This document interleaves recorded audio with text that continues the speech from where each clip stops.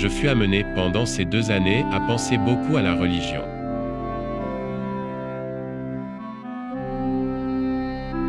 Pendant mon séjour à bord du Beagle, j'étais tout à fait orthodoxe, et je me rappelle que plusieurs des officiers, quoique orthodoxes eux-mêmes, se sont moqués de moi pour avoir cité la Bible comme une autorité irréfutable à propos de quelques questions morales.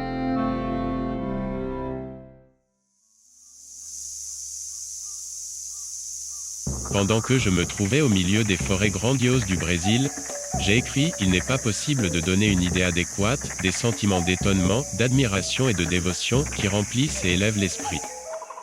Je me rappelle fort bien ma conviction qu'il y a plus dans l'homme que le simple flatus de son corps. »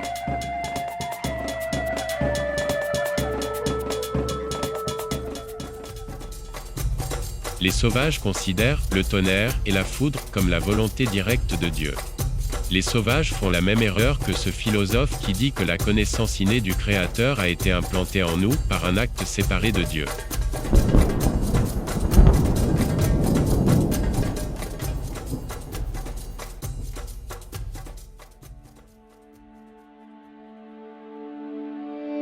Nous avons finalement quitté les côtes du Brésil.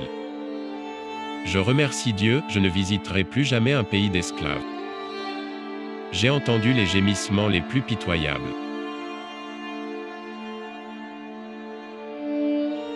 Et ces actes sont faits et commis par des hommes qui professent aimer leurs voisins comme eux-mêmes, qui croient en Dieu et qui prient pour que sa volonté soit faite sur terre.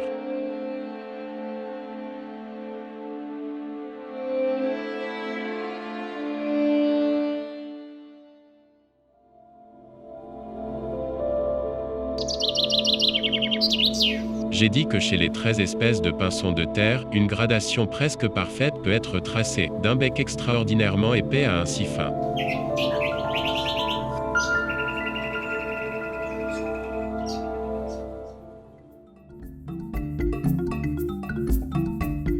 C'est ainsi que, dans tout l'univers, les formes vivantes se trouvent divisées en groupes subordonnés à d'autres groupes.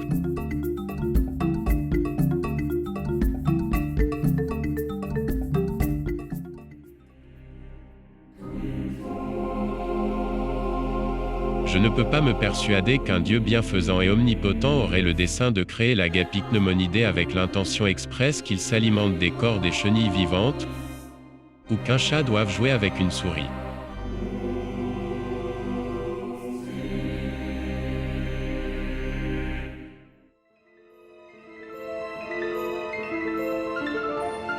L'argument le plus commun pour prouver l'existence d'un Dieu intelligent est pris dans la profonde conviction intérieure et les sentiments ressentis par la plupart des hommes.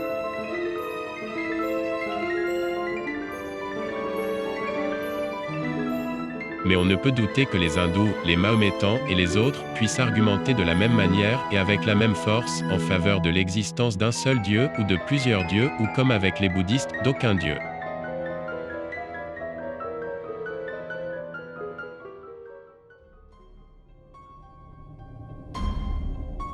Je peine à voir comment on pourrait souhaiter le christianisme pour vrai, car dans ce cas, le langage clair et simple du texte semble montrer que les hommes qui ne croient pas, et cela comprendrait mon père, mon frère et presque tous mes meilleurs amis, seront punis éternellement. Et c'est une doctrine damnée.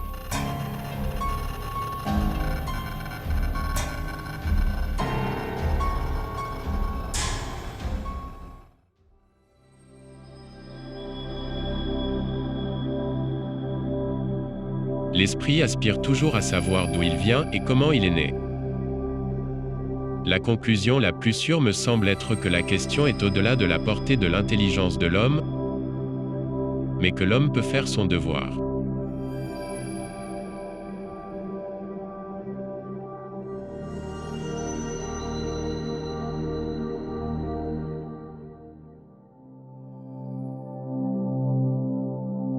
Ce que peuvent être mes vues à ce sujet ne peut avoir d'importance que pour moi-même.